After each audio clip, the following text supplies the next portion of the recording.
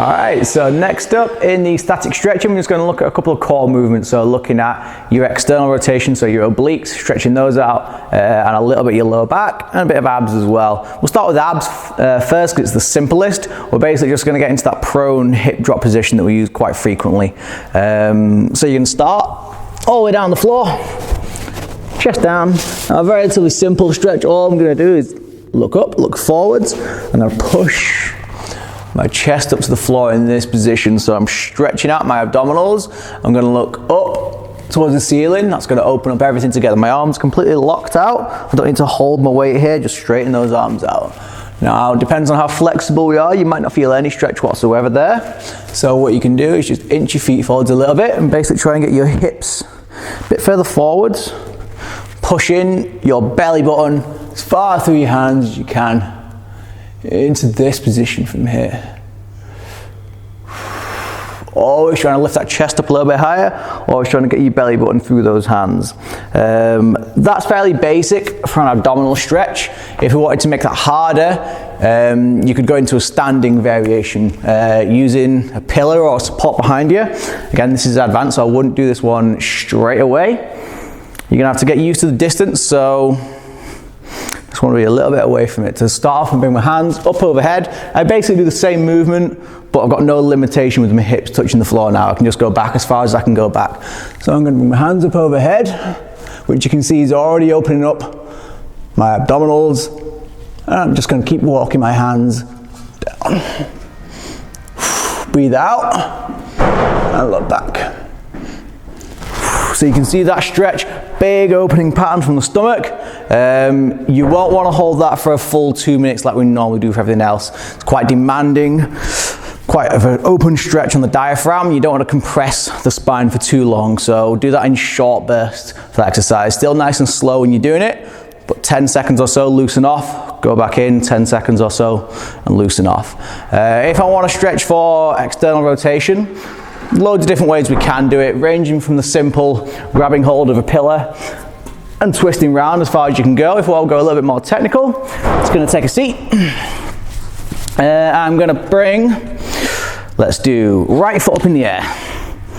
Right foot crosses over, right hand goes behind you. So everything is on the right hand side so far.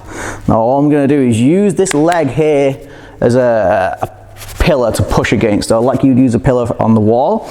My arm goes against the outside of my knee. My goal is now to twist as far as I can. The hand that's on the floor is supporting me. I can pull myself around with that. I'm using this left arm on my leg to push myself around. So that is big opening stretch for the external obliques there. And again, I'm just trying to look behind me as far as I can and keep my chest up and my back nice and straight. Get a nice big stretch down my right hand side. So to put that stretch on again, a little bit complicated.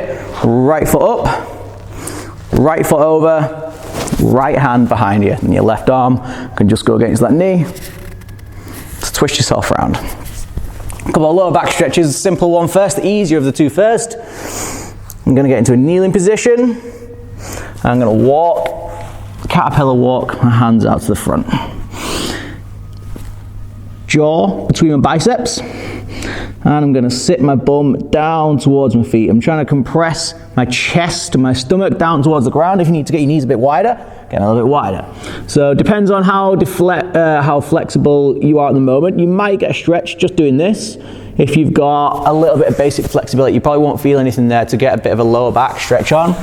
You're just going to have to walk your hands across to one side. Now I can feel that stretch down the right hand side of my back, down right hand side of my lats as well, with my arms straight out.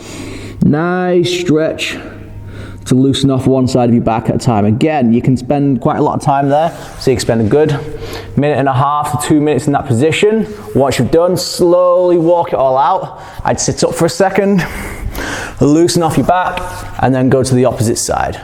The last one we're going to do is the supine version of your lower back stretch. Touch more advanced. You're going to lie down. You're going to bring your right leg up in the air. And you're going to let it roll all the way across to one side. I'm going to use my left hand to pin this leg down to the floor. Now the goal is simply to get the back of my hand and the back of my right shoulder back down towards the floor. So I keep my head on the floor. I'm just going to slowly lower the arm down, not allowing this leg to lift up.